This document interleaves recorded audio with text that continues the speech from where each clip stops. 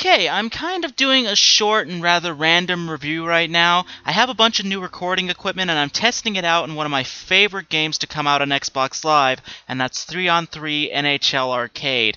This was developed about 3 years ago, around the time that NHL 09 had come out, and the game's engine is pretty much the same, with a few tweaks to fit in with this game's concept. The game reminds me a lot of NHL Hits, which was a great hockey game series that came out for the PS2, Xbox, and GameCube.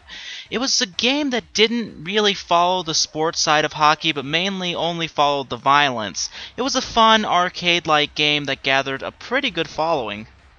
NHL Arcade follows the same concept pretty much of the first two NHL Hits games. Instead of 5-on-5, it's 3-on-3, and the basic concept is just to pulverize the opposing team with brutal hits. There are no rules in the game, there's only one face-off, and the sound effects are very cartoonish. There are elements that do separate this from NHL Hits. The first one was actually the fact that there was only one face-off in each period, and that's at the beginning. That's actually a really cool element of the game because it doesn't slow down. It just keeps going.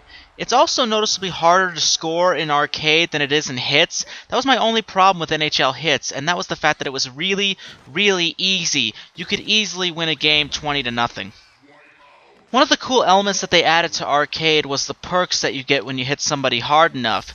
You get such things as super speed, super shot, your player can become gigantic, you can shrink the opposing team's goalie and make yours grow to an enormous size, and more. These elements really keep the gameplay fresh and really make it more addicting for both hockey fans and also those who aren't fans.